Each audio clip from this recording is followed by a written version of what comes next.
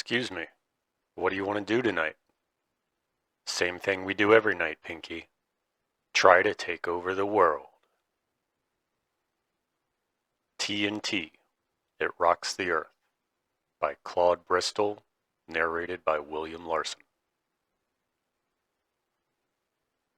He who does not know what the world is, does not know where he is.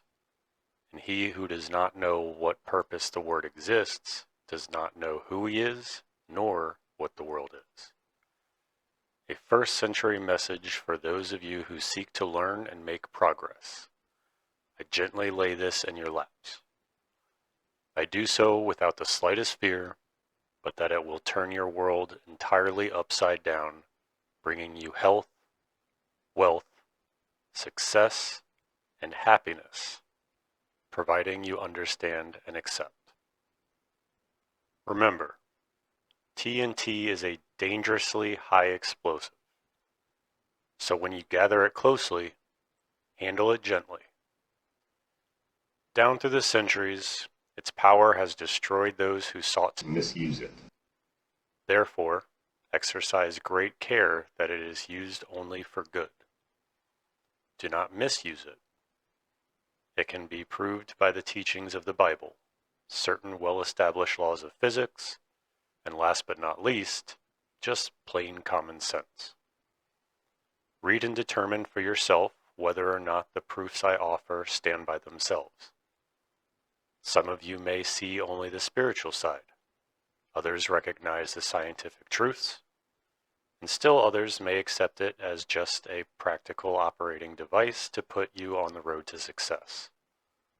No matter, many know the truth, and for you who will open your minds, the light will pour in with dazzling white brilliancy.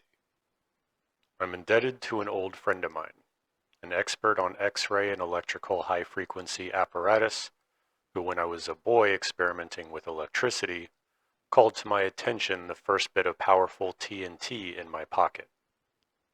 Then, I didn't know what it was and didn't understand, but fortunately, it has remained there all through the years. As I look back, I realize why he didn't make me understand what it was. He believed in me and knew that when I was ready to accept it, I would. It's taken nearly 30 years, during which time I soared up and down the highways, looking, seeking, and searching for the secret. All the while, in my pocket was some TNT, mine for the mere reaching. However, I've got a firm grip on it now, and I will divide it graciously, knowing if used wisely, it will blow away all obstacles and strengthen out the road on which you've been wanting to travel all your life. For many years, I was a newspaperman, and frequently, I was behind the scenes. I met great men and women, interviewed famous people, and naturally, I studied them, trying to understand what peculiar qualities they possessed that placed them above others. But their secrets evaded me. Then came the war, and I wondered why others made progress while I seemed to be blocked in my own ambitions. The war did teach me, however, that I could sleep in the mud, eat moldy bread, and live to laugh about it. This is part of my TNT. So remember what I learned. It helped me to give Old Man Fear a solar plexus blow, and I believe it will help you. Hoping to find a royal road to fortune, I read hundreds of the so-called success books, and they took me nowhere. I did the same with books on philosophy, psychology, and still, the great secret kept just a jump ahead of me. I joined secret fraternal organizations, hoping that I might find that which I sought.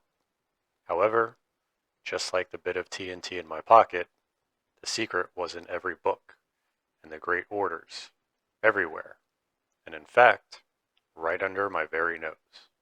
But something kept me from it. You will have to determine for yourself what keeps you from it. If you don't get it from TNT, it's there. If you don't find it in the printed word, look between the lines. I've done my best to present it to you. Following the war, I became a member of a coast-wide investment banking organization. During those years, I cherished quite a dream, as did thousands of others in all lines of business, only to discover that the air castle which I built were only on an unstable foundation. But something, which turned the world upside down financially, entirely obliterated my air castles, and I became afraid. I got lost in the fog. Everywhere I turned, something fell in on me. Are you afraid? As an executive of the organization, my responsibilities multiplied. Our business, due to the economic changes which were taking place in the world, faced a crisis. Many people, failing to understand the catastrophe which had overtaken business everywhere, were critical, all of which brought worry and many sleepless nights. I found myself dreading to go to my work, fearing that each day would bring added misery. The weeks went on and conditions got worse and worse. I was baffled. Several times, I talked about getting out of the business. And one day, in the latter part of June 1931, I made up my mind to leave.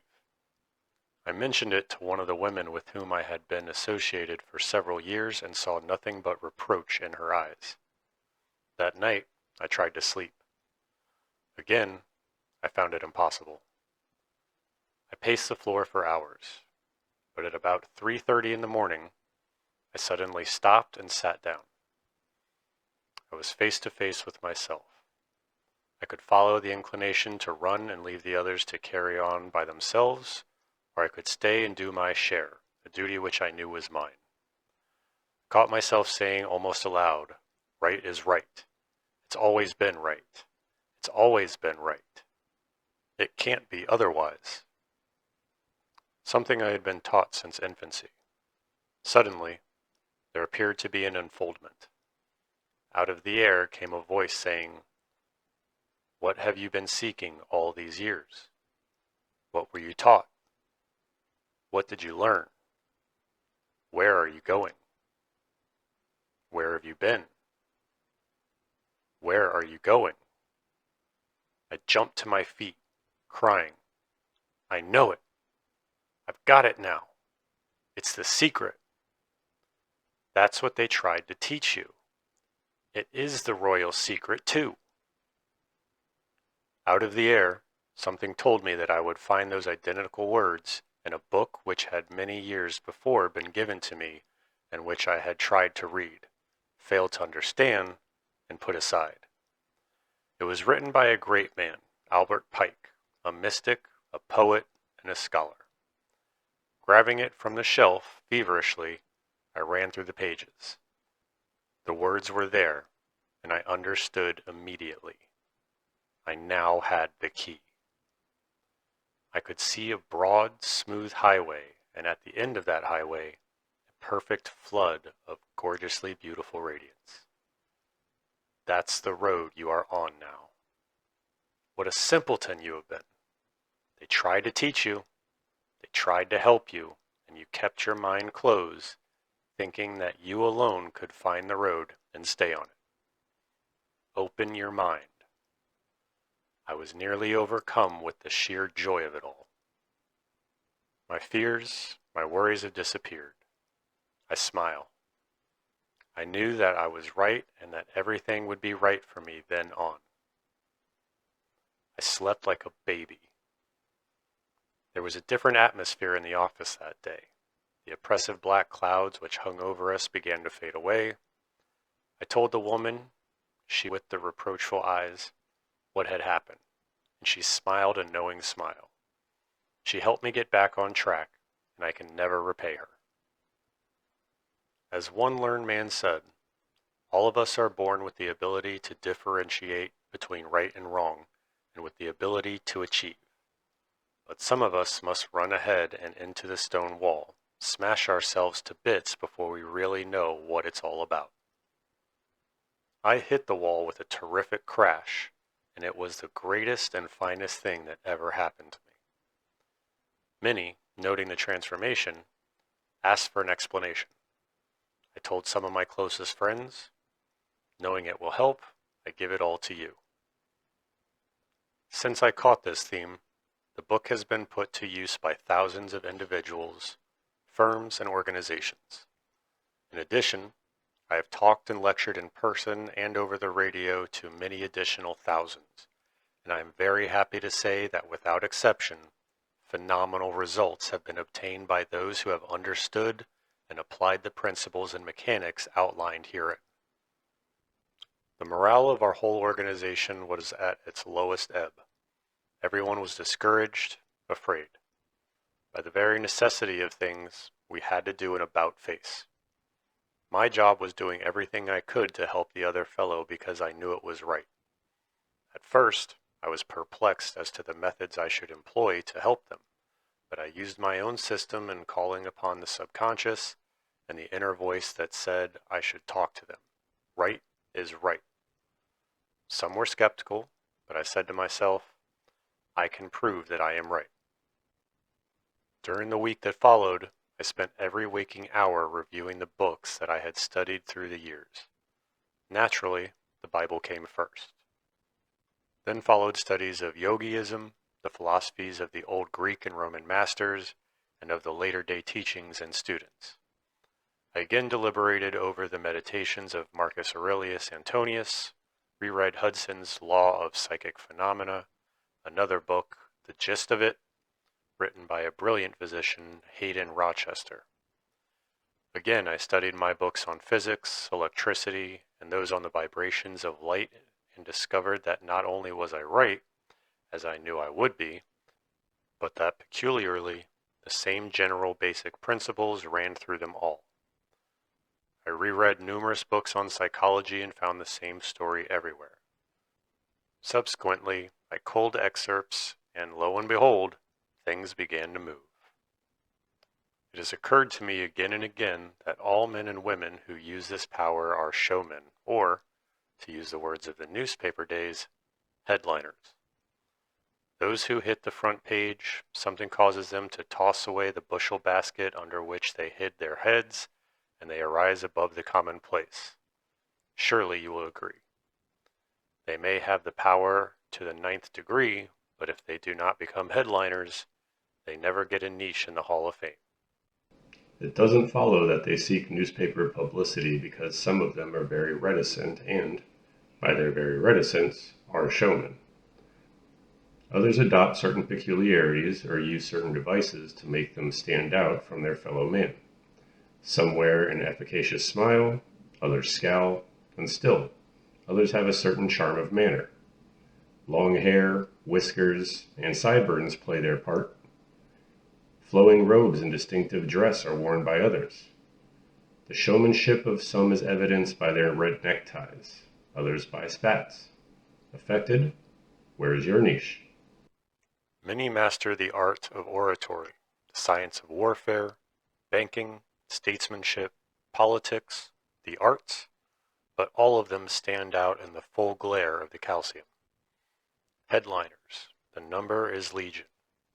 I mention a few of those of history and today: Demosthenes, Nero, Julius Caesar, Christopher Columbus, Cleopatra, Balzac, de Maupassant, Sir Isaac Newton, Joan of Arc, Cromwell, Edgar Allan Poe, Benjamin Franklin, Alexander Hamilton, Bismarck, Graham Bell, General Grant, Seal's Team, T. Barnum, Clemencia, Kitchener, Woodrow Wilson, Joffrey, Sir Thomas Lipton, Foch, Mussolini, Winston Churchill, Charles E. Hughes, Lloyd George, Mahatma Gandhi, Ramsay MacDonald, Will Rogers, Douglas Fairbanks, Roosevelt, Henry Ford, Lindenberg, Alfred E. Smith,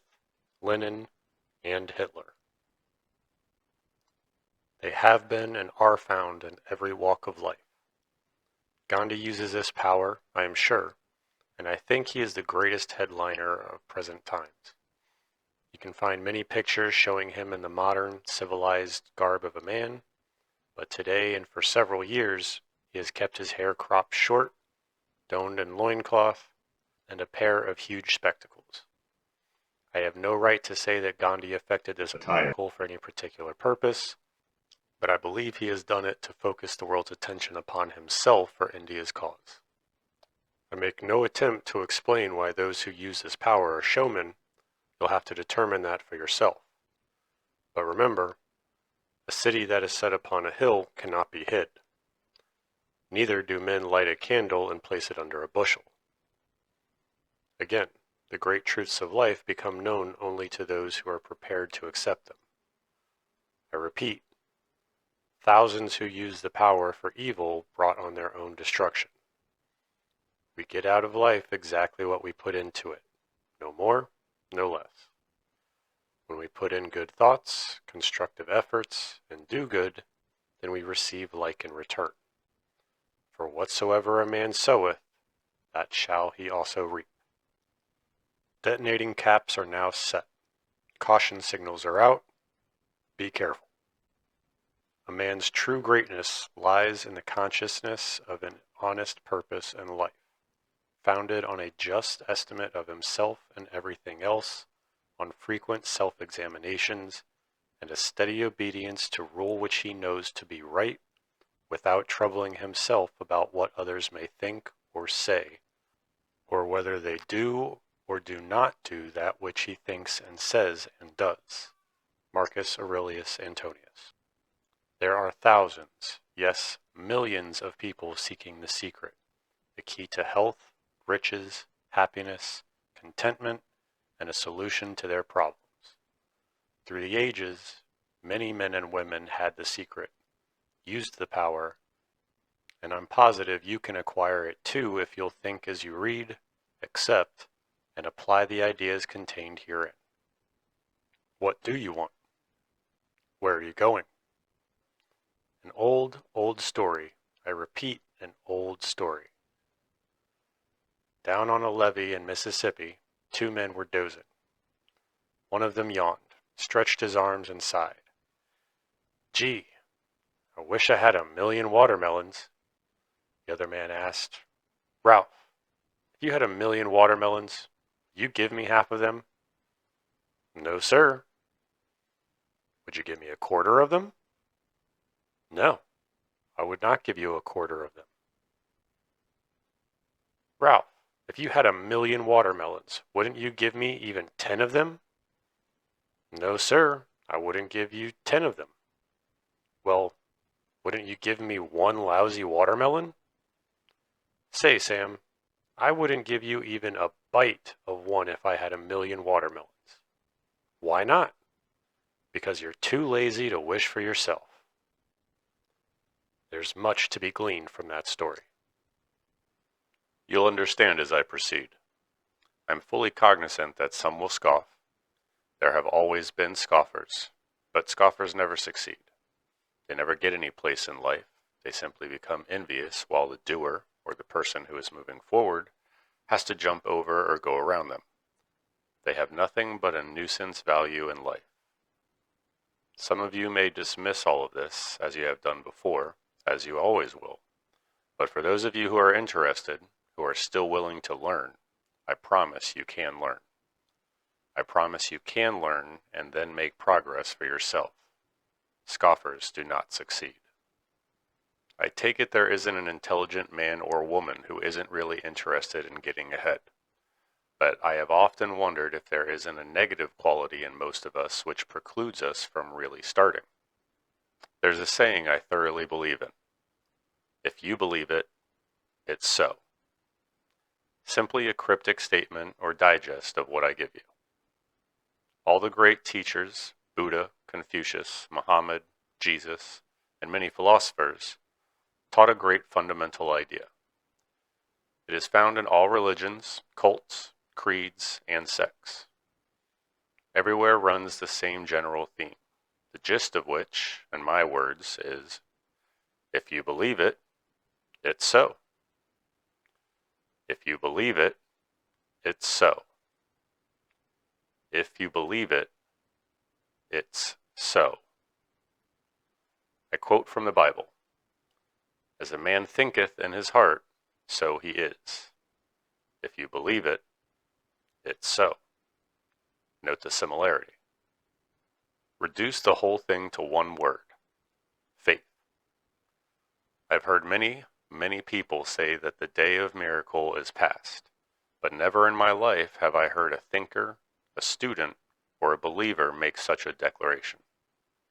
Surely the days of Aladdin and his lamp are gone, perhaps they never existed.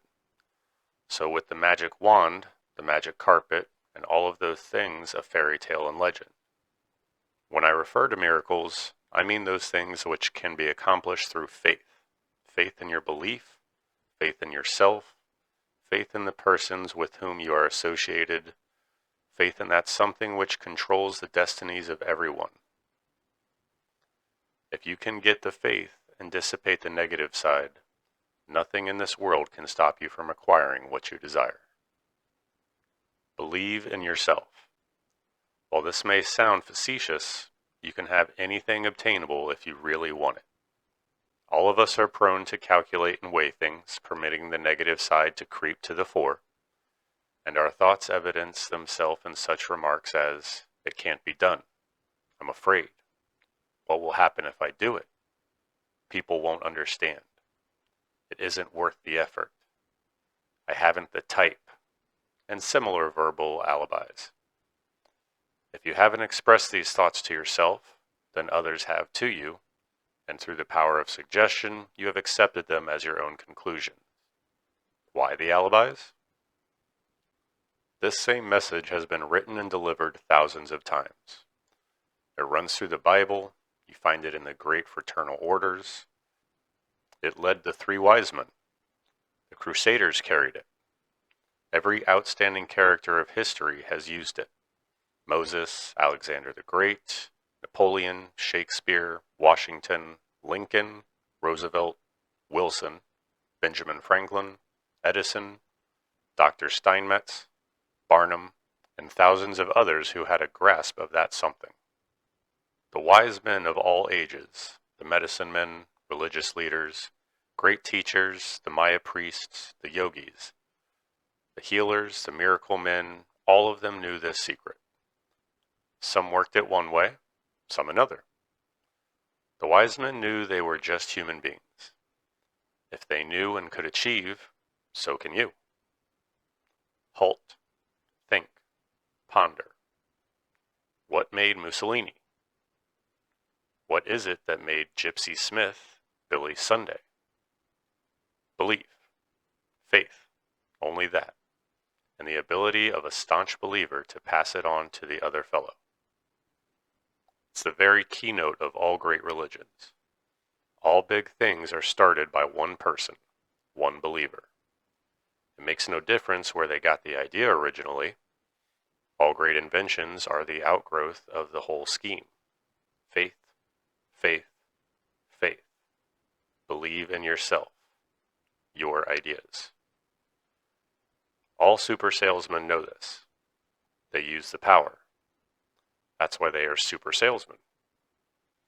Every community drive, every forward movement, everything worthwhile succeeds because someone, some person, has faith and is able to pass it on and on and on. Think about that. Then think about it some more. And think of it again. Meditate over it, and you'll realize that every word is true. Many envy the man or woman getting ahead, who appears to be a financial success, a power, and an influence. Did you ever seek the explanation? Everything that anyone has ever done constructively has been done from within himself. Don't envy. Do. Every one of us, if put on the right track, can accomplish what he or she is after by keeping before him or her my own expression. If you believe it, it's so. And adopting the old adage, where there's a will, there's a way. In other words, get that willpower, that faith, that belief working every minute of the day, 24 hours of the day, 7 days a week, 365 days a year, and I promise you, if it's done, you will leave people around you and the progress you make as rapidly as high-frequency electrical discharges oscillate through the ether. Pause and think for a moment. What is organized propaganda? Nothing more, nothing less than a well-developed plan to make you believe. You saw it work in the war days, and if you're wide awake to what is going on around you, you know that it's being worked in every line of human endeavor today, just as it has worked thousands of years ago and as it always works. If you're reading the newspaper, listening to the radio, one will keep in mind my theme. You will realize that all these speeches of our leaders, our great executives coming to us with clock-like regularity, are being given with a purpose, to make us believe. Those men know it works. Stop. Think. Meditate. Mahatma Gandhi, upon arriving in England to seek a solution of India's problems, said, "I'm doing this because a voice within me speaks," and he referred to something from within. Call it a power, call it something supernatural, call it anything you wish. Some refer to it as a subjective mind, others call it subconscious mind, some instinct, some universal thought. Still, others refer to the impulses coming from within as hunches, divine messages. Spiritualists refer to it as a voice from beyond. No matter what it is, it gets results. And now I show you how to acquire it. A voice speaks. First, however, permit me to set the stage by calling attention to the effect of repetition and reiteration. For example, take a pneumatic chisel. You have seen one used in breaking up solid concrete or piercing holes through steel. It's the tap of the chisel, with the terrific force behind, which causes a disintegration of the particles and makes a dent or hole in the object of which it is used. All of us have heard of the old torture system of dripping water on the forehead. Perhaps you are familiar with Kipling's Boots. It's the of boots, boots, boots, that makes men mad. It's the constant, never-ending repetition that penetrates. You are familiar with the first part of the picture and how repetition works on material things, but some of you may not thoroughly understand the second part. But here too, it's the repetition that ultimately makes its impression upon the human mind. The fundamental of advertising is its repetition, its appeal by reiteration. 100 others all impressed on your consciousness by constant repetition. Through the science of repetition, you learn to multiply. Everything you ever memorized was impressed upon your conscious through repetition. You are constantly being reminded to reaffirm your faith in the religious belief. The same science, again and again, repetition, reiteration, reaffirmation, and repetition. The connection between the conscious and the subconscious or subjective mind is close. Every student of the subject knows what may be accomplished by definitely contacting the subconscious.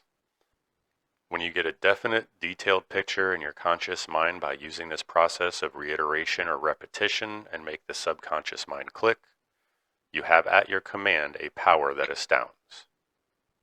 The science of suggestion. We hear much about the power of suggestion. We know how easy it is to make a person ill by constantly suggesting to him that he doesn't look well, etc.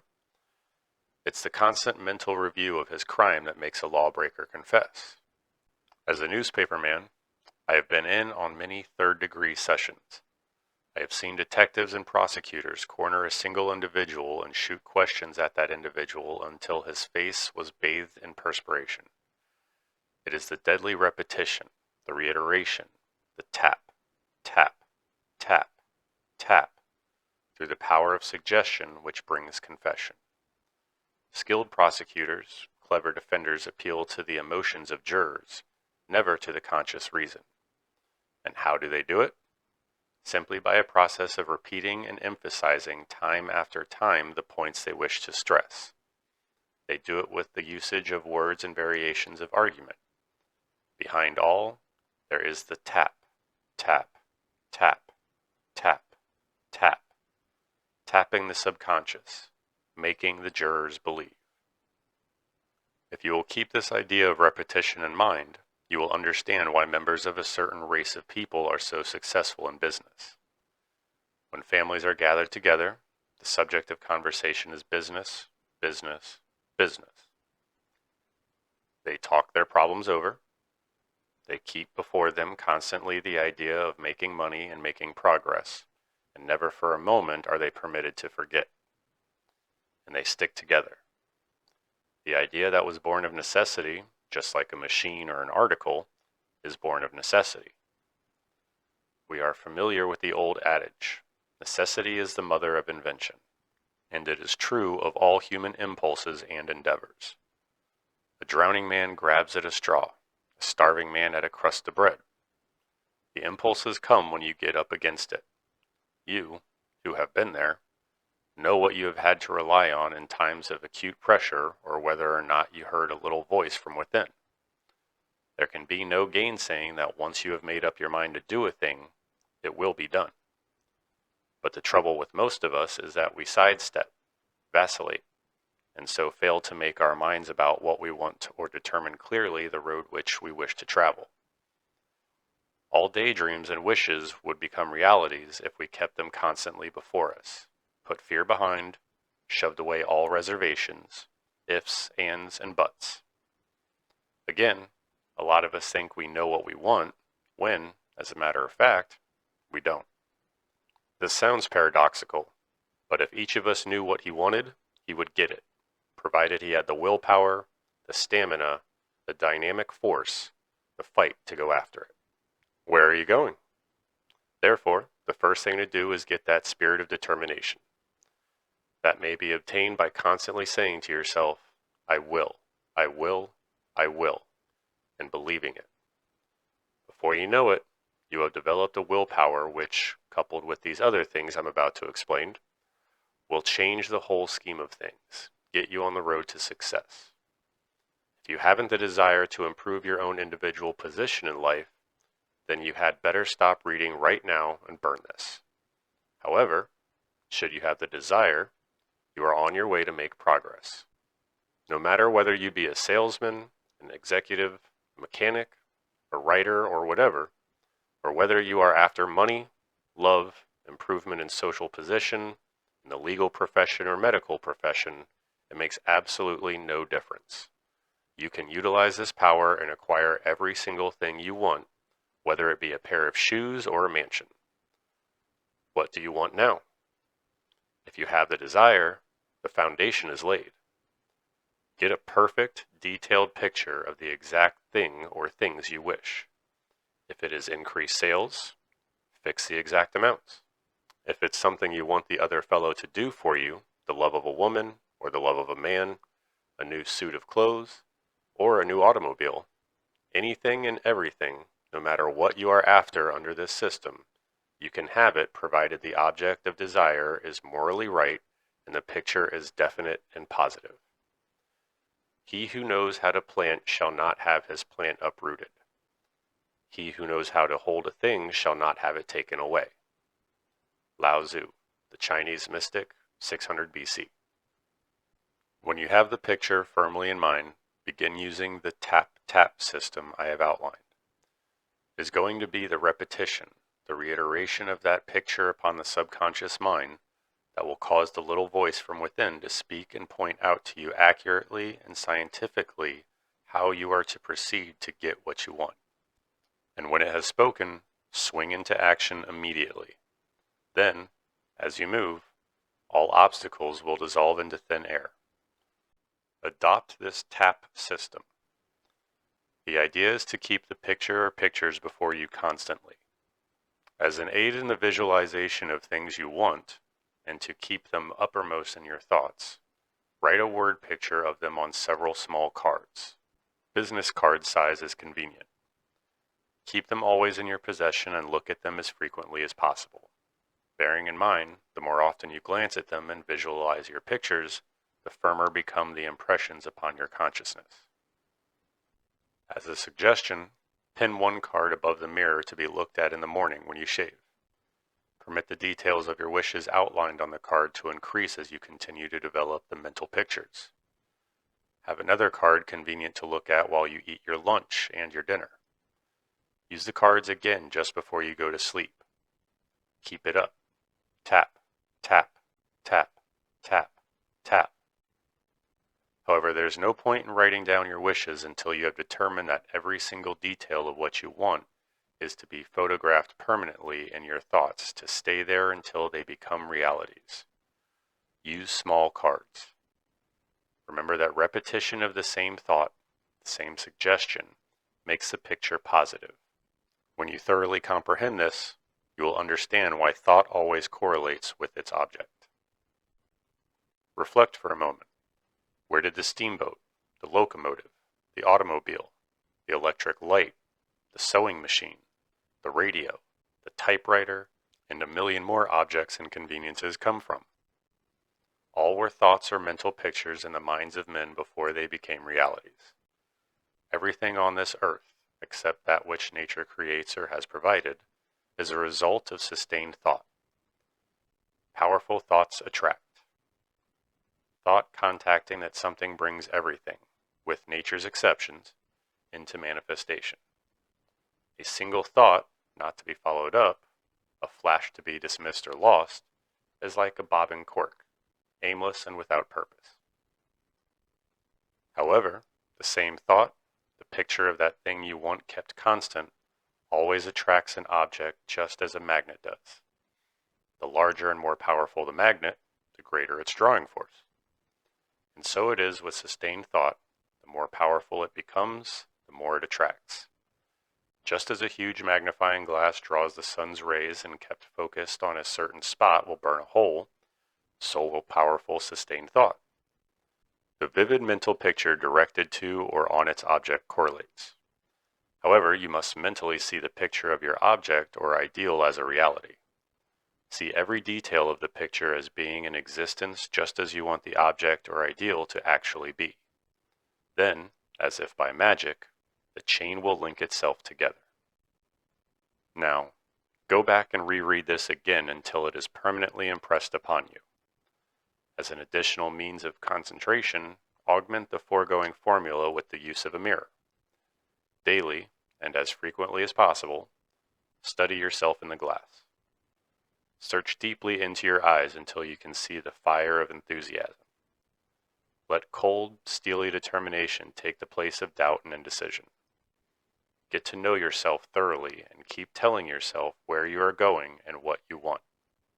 Sooner or later, you will see, mentally at least, the reflection of your innermost desires in the mirror, and your daydreams will begin to take shape. As you grasp the science behind this theme, you will understand why many powerful characters have used this mirror idea with great effectiveness. Once the pictures are clearly defined, do not for an instant permit them to escape. Hold them with bands of steel. Use your mirror. So, use all that is called fortune. Most men gamble with her and gain all and lose all as her wheels roll.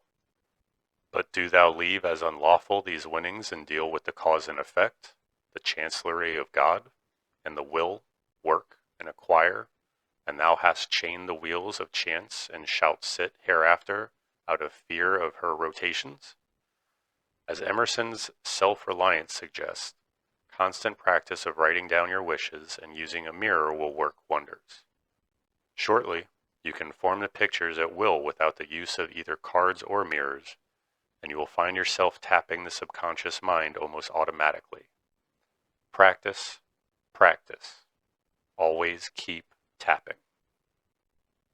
Don't be afraid of overdoing or becoming extravagant with your wishes and desires because, as I said before, you can have every single thing you wish. But you must become adept at doing exactly as I tell you. Start wishing and doing. When you visualize and keep the pictures constant, action flows because action, after all, is nothing more than energized thought. Never lose your vision, your mental pictures, for it is as King Solomon said nearly 3,000 years ago, where there is no vision, the people perish. Bear in mind, this whole theme is as old as man. The only thing I do is give you the message in words of today and outline a simple system of mechanics which may be used by anyone. As we all know, the proof is in the pudding is in the eating. If you have any doubts as to whether or not I am giving you an exact science, try it. The automobile will begin to take shape. You will get the new shoes, and the bricks of the mansion will fall into place as though a magical hand has touched them. I know it, I believe it, and it's so. You know something of the efficacy of prayer. What is prayer but the expression of a heartfelt, earnest, sincere want or desire? A great master said, "What things soever ye desire, when you pray, believe that you receive them, and ye shall have them." True, all of us know the effect of our own desires on ourselves and how events are influenced by great desires. Every economic change down through the centuries has been due to the desire of man to benefit himself. However, we must have belief or faith. If thou canst believe, all things are possible to him that believeth. However, we must have belief or faith. Otherwise, our innermost desires and prayers become simply bursting bubbles. The great master also said, "If thou canst believe, all things are possible to him that believeth." I have pointed out the way that belief, faith, is engendered and kept constant through repetition, reiteration of the same thought. It's now up to you to do the rest. Keep in mind always, as I said before, you are appealing to the subconscious, that something way down deep in all of us, universal thought, to the powerful force behind the omnipotent power, the supreme intelligence, or whatever you wish to call it. It is easier to go with the current than to fight against it. But you must harmonize with others, with everything around you. No longer let the breathing only act in concert with the air which surrounds thee, but let thy intelligence also now be in harmony with the intelligence which embraces all things. The words of a great philosopher. The ancients tapped it. It shouldn't be necessary for me to explain that I am suggesting you put yourself in tune with the very stream of life itself. Those who understand will appreciate that nature provides ways and means for all things to grow rightly. Meditate for a moment, and you'll realize I am giving truths which many may have forgotten. There's the great fundamental law of compensation which makes all things right. There's no set rule for doing anything because some of us perform one way and some another. Just as two people go across the river, one goes by one bridge and one another, but they both ultimately get to their destination. In other words, after all is said and done, it's results that count, and if you will make up your mind to exactly what you want and follow the simple rules which are given here, everything you are after will be yours. I know it, I believe it, and it's so. After you get a grip on the power, do not let the results of its usage surprise you. Miracles will be performed. You will do what previously you thought impossible. As certain as night follows day, results will follow in a most astounding manner. Things will come to you from the most unexpected sources. Ideas for accomplishment will pop here and there. Then, follow through. Others may say that as things happen for you, they are mere coincidences, but you are lucky, etc. Care not what they say. They are the scoffers, the non-believers, the ignorant. Remain steadfast in your belief that they are the result of your own works, coupled with that something. In using this power, you are setting up powerful vibrations among the unseen forces. Therefore, it is not well that you should tell anyone, not even your most intimate friends or relatives, of your innermost wishes, desires, or deep-rooted ambitions. Keep them to yourself, for should some person learn what you are after, they may, consciously or unconsciously, due to Enviousness. or something else, set up counter vibrations, place obstacles in your way, and otherwise attempt to hinder you. Should barriers accidentally fall or be placed in your path, climb over or go around them. Go whistling blindly by. Tell no one. Now remember, it is entirely up to you as the kind of pictures you create and hold constant, and subsequently bring into realities. Analyze this. You are today exactly where your thoughts have brought you, and you will be tomorrow where your thoughts take you. You are the absolute boss. Therefore, bear in mind always, the only limit is the limit you fix for yourself. And remember, you start with your thoughts. It may take longer to get some of the things you are after than others, but never get discouraged. Rome was not built in a day. Just maintain your faith, your belief, and keep tapping away. Many things will be added unto you, and your dreams, the positive pictures, will come true. Remember, nothing can stop you but yourself. I know it, I believe it, and it's so. I also am one of those believers that all things are relative. To my way of thinking, if a man can earn $1, he can easily earn 10. If he has 2 suits of clothes, he can have 10. The only difference is the amount of energy he is willing to expend, and this goes for acquiring $100 to $1,000. And from then on, it is a matter of only adding ciphers. There is no limit as to what a person may do or secure, provided he makes up his mind and steadfastly and determinedly moves towards his goal. Look within. Within is the fountain of good, and it will ever bubble up, if thou wilt ever dig, an ancient saying. As I said under detonating caps, be careful how you use the power which is to be yours. It will act as a boomerang and destroy you and everything you hold dear if you use it for evil. Therefore, only use it for doing good and bringing happiness for yourself and those around you. Do not talk or boast about what you have done for others or of your good deeds. They will speak for themselves. Just continue to give thanks for the fact that you are on your way. That's enough. What is personality? What is it when you get in the presence of another person who has personality? It grips you. What is it that causes you to feel his very presence, that overshadows you? It's nothing more than a dynamic force coupled with willpower, which is drawing from that huge reservoir of the subconscious. There are millions of people who have this personality. Some say it's natural within them. Perhaps it is, but they are unconsciously using this power. In other words, it's sort of been thrust upon them, and when that thing called personality is backed up with willpower, things move. To my way of thinking, selling bonds, books, clothes, insurance, electric services, washing machines is no different than selling any other commodity, selling yourself, or selling ideas. I have found that trying to put over an idea, firstly, I have had to believe in the idea. Dream it, eat with it, have it with me every minute of every day until it became part of me, the old idea of repetition again. And I know it works. In selling commodities, you have got to know what you are talking about, and only hard, personal, persistent, intelligent study will enable you to do this.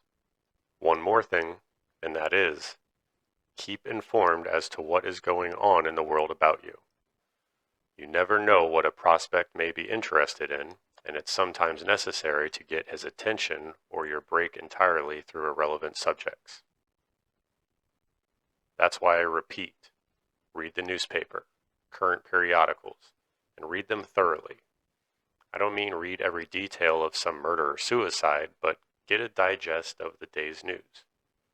Awaken, know what is going on about you, get understanding, keep step with the world's affairs.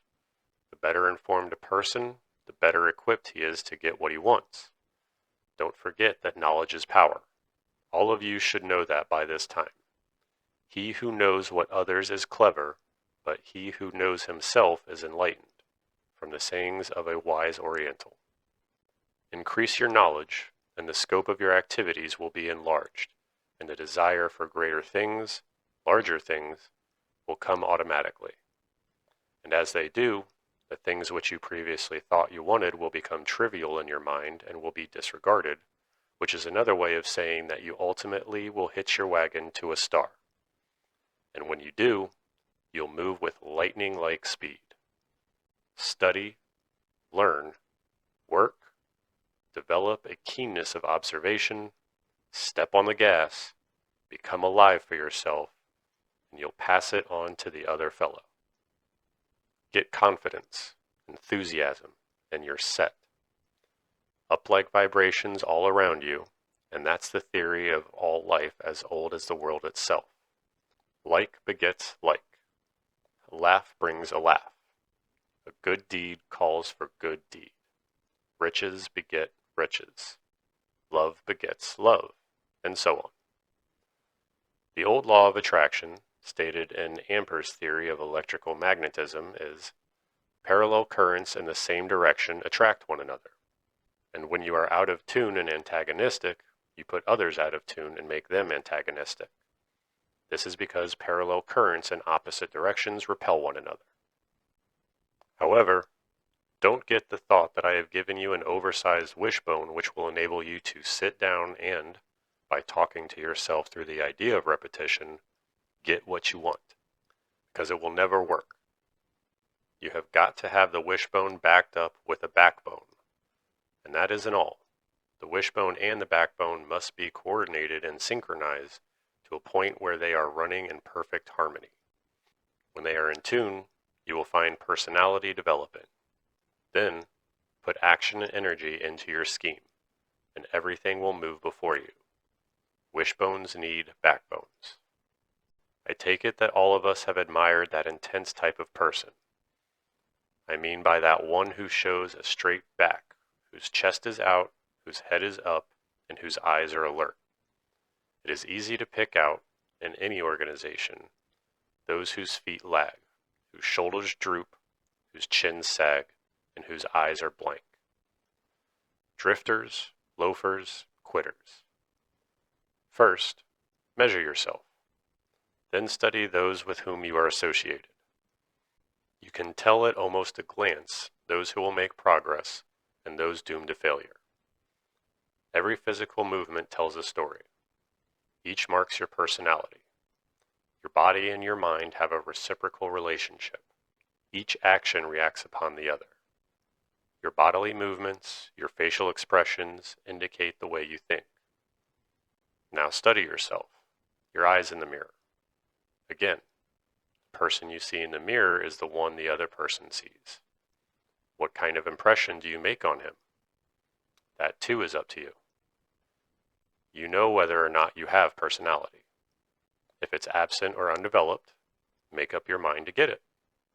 You can, and you will when you make up your mind and do as suggested herein.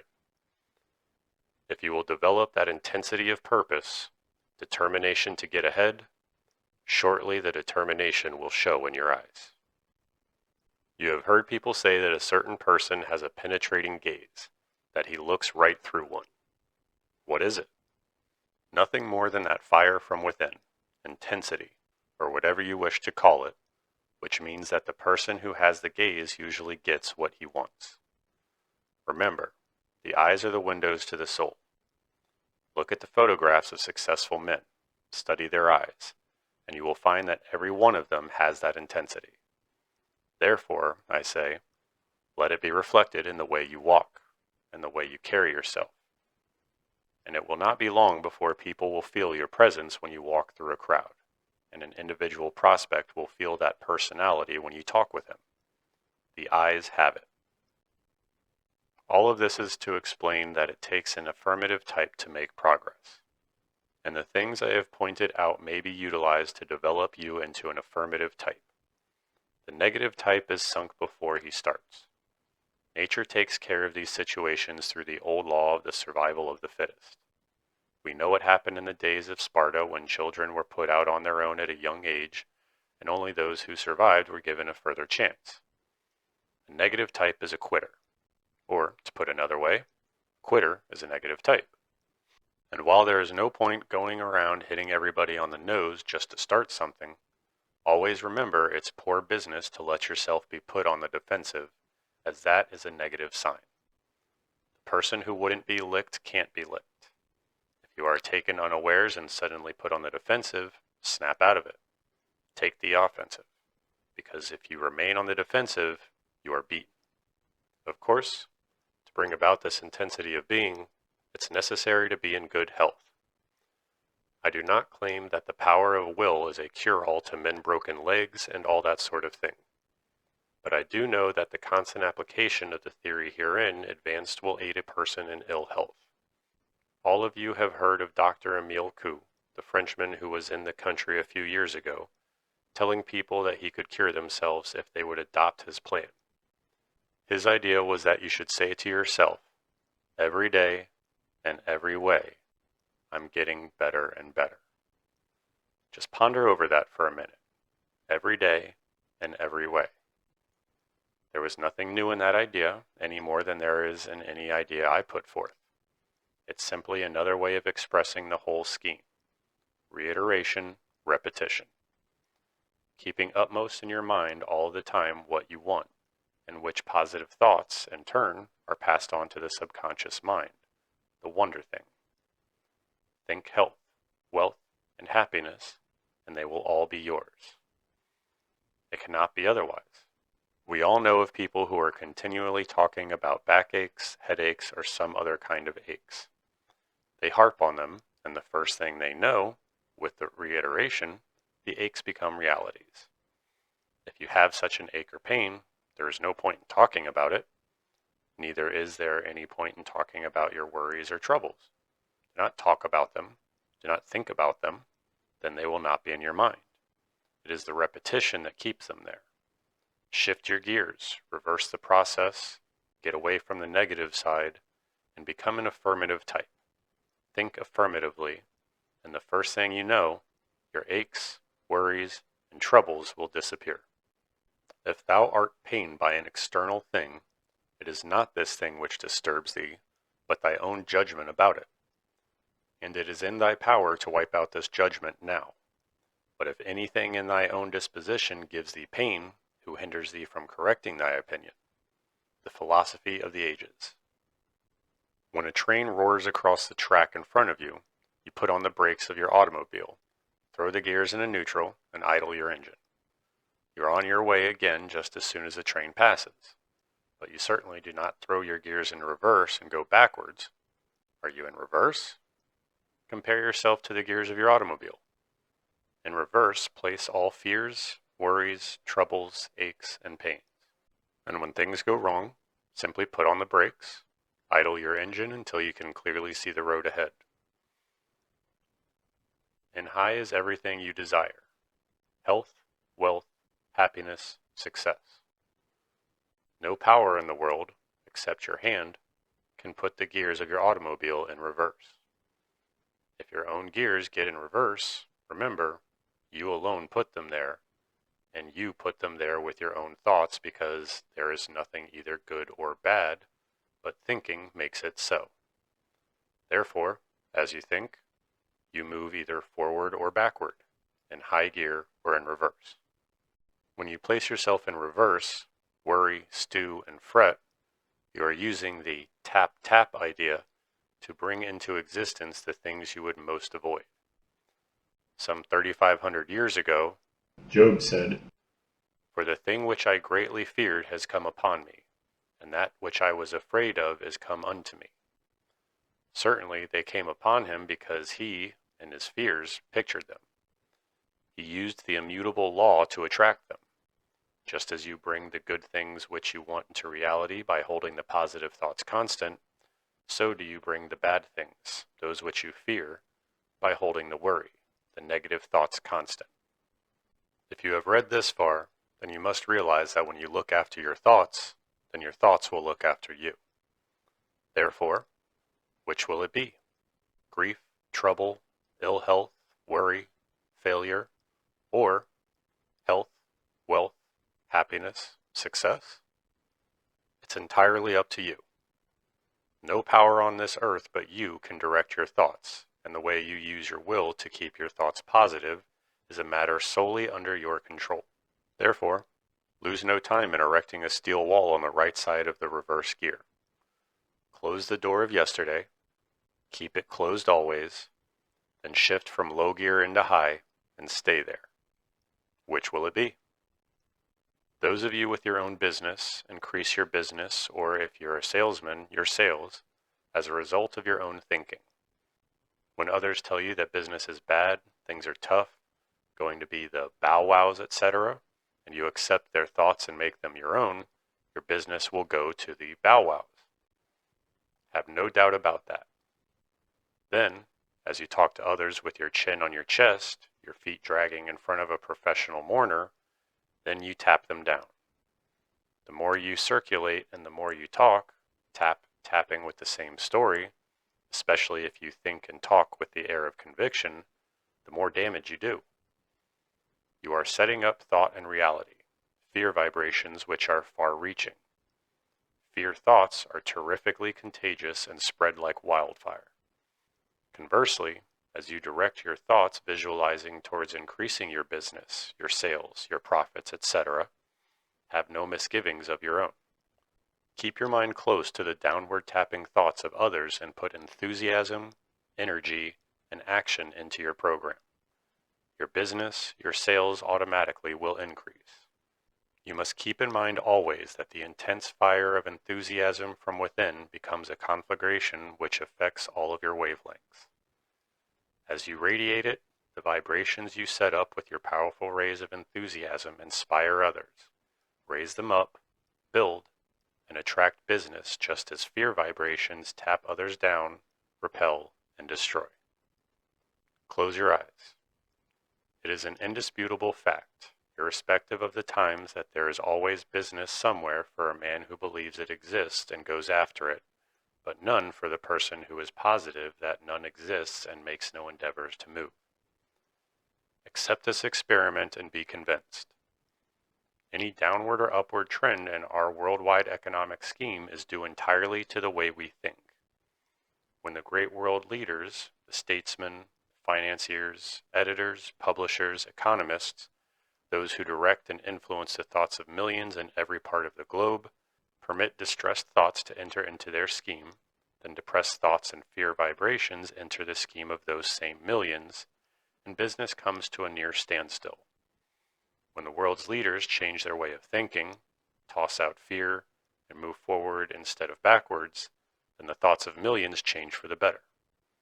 And as they think constructively, business improves. Thoughts move the world. Stop and meditate over this for a few moments. You will realize that thought, operating in reverse, was the great underlying factor which brought on this so-called economic depression. Human beings are human beings, the world over, whether in Prague or Timbuktu, all subject to the same emotions, same influences, the same vibrations. And what is a community, a city, a nation, but merely a collection of individual humans? As a man thinketh in his heart, so he is. As members of a community think, so they are. As a city thinks, so is it. And as a nation thinks, so is it. There is no other conclusion. We are living in a great crisis in human history. There is unlimited need for boldness and courage, but there is no occasion for dismay. On the one hand, there is the way to such achievements, to such wealth and happiness as mankind has never known before. Life, even as we know it now, tastes very good at times. We spoil it a lot for ourselves and each other by fear, follies, hate, bickering, suspicion, and anger. There is no need for us to go on spoiling it. We have not the health we might have. We have not the tithe of the happiness we might have. But it is within the power of the human will to change all of that. H.G. Wells, England's great man of letters, said, "This power, this vital energy, or whatever it is inexhaustible. And it is so easy to use it if you only have the key." I am fully appreciative of the fact that psychologists maintain that few persons really think. It is my hope that this message will cause you to think. If you dismiss it as much as balderdash, then I shall know that you have never understood or appreciated how the great characters of history, who may have previously been mentioned, and many others with whom you yourself should be familiar, made names for themselves or gained niches in the Hall of Fame. Change gears now. Real people, successful people, are those who made themselves, not what others made them. After all, there are only two ways to move, forward and backward. Why not forward? Watch the down and outer on the street. His whole trouble is a lack of positive ideas. If he thinks he is down and out, he is. If he will change his ideas, he will be up and coming. All of us know that you can shift your gears. If you only realize it, you'll understand how to keep out of the reverse, and it is simply a mechanical process. Understand, you will always keep your gears in high and move forward. A sale is affected by getting a prospect to think as you do, and unless you believe that the thing you are selling is good, then obviously you can't make the other fellow believe it. Believe in your goods. That is just plain common sense. So for those of you who may be selling, keep in mind what I have previously said about knowing your article and selling yourself. That is 99% of success of selling. The other 1% is legwork, contacting the prospect. You should realize that bending other people to your will, or getting them to do as you wish, is simply having them think as you think. And that is very easy. Charles M. Schwab said, "Many of us think of a salesman as people traveling around with sample kits. Instead, we are all salesmen. Every day of our lives, we are selling our ideas, our plans, our energies, our enthusiasm to those with whom we come in contact." So, it is with every endeavor, and especially true of selling commodities, because you must contact people. Sell yourself. And when I say contact, I mean contacting them face to face. The day of order taking is gone, and it is only the persons who have got it in them who are to succeed now. All the others will sink. You cannot beat a fundamental law, the survival of the fittest. Therefore, forget about order taking and keep in your mind the only thing you can close a sale is to make the prospect think as you think. The best way is in face-to-face contact. You've got to be in his presence. You've got to see his reactions. Understand the old law of cause and effect, and you have got to adapt yourself to the conditions as they confront you with that individual prospect. If you are intent on making a sale, you must be as if you are going to succeed. Keep in mind my theme. The subconscious mind will be giving you ideas, hunches, inspirations, a perfect flood of them, which will guide you correctly. They will point out the way to get into a busy man's presence, into the privacy of his very self. And when you get there, stand on both feet, follow your hunches, be alert, make him feel your personality, know what you're talking about, be enthusiastic, and don't quail. You're just as good as he is, and besides, you may have something which he hasn't, and that is utmost confidence, utmost faith in the article you are selling. On the other hand, if he is a success, he also has personality. Therefore, be sure to put the contact on a 50-50 basis. Do not belittle him. Do not let him belittle you. Meet on common ground, make him like you, and when he likes you and you like him, success is on its way. Remember, you are going to sell him. There is strength in teamwork. The esprit de corps pounded into those of us who were in the army made the American forces what they were. And it's the esprit de corps, the teamwork, the determination to move forward, which will shove us along. If this is accepted in the spirit in which it is given and put into execution, you will be unbeatable. By getting in tune and getting others on the track, the world is yours. When fear rules the will, nothing can be done. But when a man casts fear out of his mind, the world becomes his oyster. To lose a bit of money is nothing, but to lose hope, to lose nerve and ambition, that is what makes men cripples. Herbert N. Carson said, "Ascertain exactly what you want and use the mechanics given, and you will discover more gates open for you than you ever dreamed existed." I am not interested in any prophetic explanations. I am interested in results. A light will dawn upon you, and you will see clearly ahead how you achieve what you are after. The same principles, the same methods can be successfully applied to any line. The ability to accomplish anything in a convincing fashion depends entirely upon the degree of expert knowledge which you possess, coupled with that intensity of purpose. Read and study. Practice, practice, tap, tap, tap. Before closing, I should tell you that the conscious mind must be placed in a receptive condition to get the ideas from the subjective or subconscious. Of course, we all know it is the conscious mind which reasons, which weighs, which calculates. The subconscious mind does not do any of these things. It simply passes on the ideas to the conscious mind. Open the door. You have heard a lot of people say, play your hunches. What are those hunches?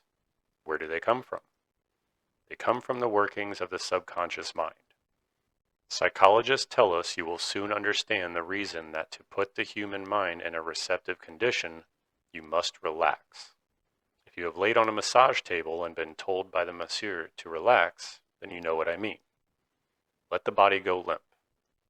If you have trouble at first, try it with your arm, both arms, both legs, until the whole body is relaxed, and the mind automatically will relax when it is accomplished. Concentrate on what you want. Then, when hunches come, grab them. Execute them as the little voice tells you. Do not reason or argue, but do as you are told, and do it immediately. Relax and tap. You will understand what psychologists, mystics, students mean when they tell you to stop, relax, and think of nothing when you wish to draw on the subconscious and have the little inner voice speak. As you further your progress, you will also begin to realize what other seers of the East had in mind when they say, become at ease, meditate, go into the great silence. Continue to meditate, and your problems will fade into nothingness. The road ahead will become illuminated, and your burdens will fall away one by one. Is there anything clearer than Pilgrim's Progress? My message is no different than that which was conveyed. There's only, as I have said before, I put it to you in perhaps different words. The late Thomas A. Edison, explaining his success of inventing, said, I begin by using my accumulated knowledge, but most of my inventions are completed with ideas which flash into my mind out of thin air. Fred Art and Charles Daly, associated with Mr. Edison for more than 50 years, solved the secret of making synthetic rubber from the mysterious nothingness. I quote from a newspaper story dated October 21, 1931. On Monday, he, Mr. Edison, started to sink into a stupor, but Dolly and Art were still pounding doggedly, determinedly, concentrating. Tap, tap, tap, tap, tap, tap, tap, tap. At their experiments, and on Tuesday night, the solution flashed out. Mysterious nothingness. The little voice spoke, just like it always does when you make up your mind what you want. And when you go after it, if your own little inner voice suggests that you ask for something, do not be backward about asking. You have nothing to fear. The other person will never help unless he knows your wishes, so you must ask. Accept the theory advanced herein and practice intelligently, and the voice will speak just as it did for Edison, Art, Dolly, and thousands of others, and you will get results. The world will be yours. In Julius Caesar, Cassius, with a lean and hungry look, talking to Brutus about the Roman emperor's power, said, The fault, dear Brutus, is not in our stars, but in ourselves, that we are underlings. As you know, William Shakespeare wrote that, and he himself rose above the commonplace by using this power. If you are timid, backward, in a rut, and an underling, it is because of yourself. Blame not the stars, blame not society, blame not the world. Blame yourself. Again, I say, change gears, put them in high, and begin to move. Who's to blame? Some people, not thoroughly understanding, may say that you are conceited, self-centered, or selfish, but care not what they say. Those are the scoffers, those who would put rocks in your road and otherwise impede your progress. Those who understand will be helpful. They will be eager to serve you. The intelligent ones will begin to study you. The determined ones will begin to study you to determine what you have that they haven't and try to learn your secret. I have given you a grip on it. Hold on to it tightly and start moving forward. George Jean Nathan, one of America's foremost critics in the compilation of living philosophies, declares he has never known a man who has succeeded in life in a material way who did not think of himself first, last, and all of the time. Naturally, I don't know just how Nathan meant that, but I'm sure he did not mean that a successful man is selfish to the point where he isn't helpful to others. Because if you follow that theme as I have outlined it and get to the road of success, you will not be led to act ruthlessly. Service pays dividends. As a matter of fact, the exact opposite is true, because you will find that you will wish to do charitable things, good things for other people. Performing services involves the throwing out of crumbs, as it were, and your willingness to do something nicely for other man will bring about willingness on his part to do something for you. There is nothing selfish about this. It's just a matter of cause and effect. Remember the laws of attraction. Like always attracts like. When you perform a service, you'll be paid huge dividends. There's no mystery about it. It's just so. I am the master of my fate. I am the captain of my soul. As a man thinketh in his heart, so he is. I know it, I believe it, and it's so. This little book will do everything for you that is claimed, but you must reread it until every sentence, every word, is thoroughly understood. And then you must apply the principles and mechanics with your whole heart and soul. Make them a part of your daily life. And when you put into practice the ideas offered, you will find that they will work just as they've always worked and always will. If you are in deadly earnest with yourself, after you have studied the book and reflected upon the ideas set forth, you will appreciate the tremendous force which lies in the science of thought, repetition, and positive action. You can, by repetition of the same thought, tap yourself upward or downward, dependent on whether you have depressed or constructive thoughts. And as you build yourself powerfully, you will find you can influence others by your thoughts. Therefore, let me again admonish you to exercise great care that you do not misuse this power. Keep your mind filled with good, constructive thoughts, and then act with all of the energy you possess as the ideas come to you. Remember, every thought, kept ever constant, leads to action and results follow. So keep this book and read it again, over and over. Study it and reread it and study it as frequently as possible. In the beginning, all things were good. Man himself made them bad. You do evil, and evil will be done unto you. When you do good, you will receive good in return. You can be what you wish and have everything you want, provided you are willing to pay the price in time, thought, effort, and energy.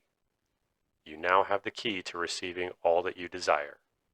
Best of luck to you in your future endeavors.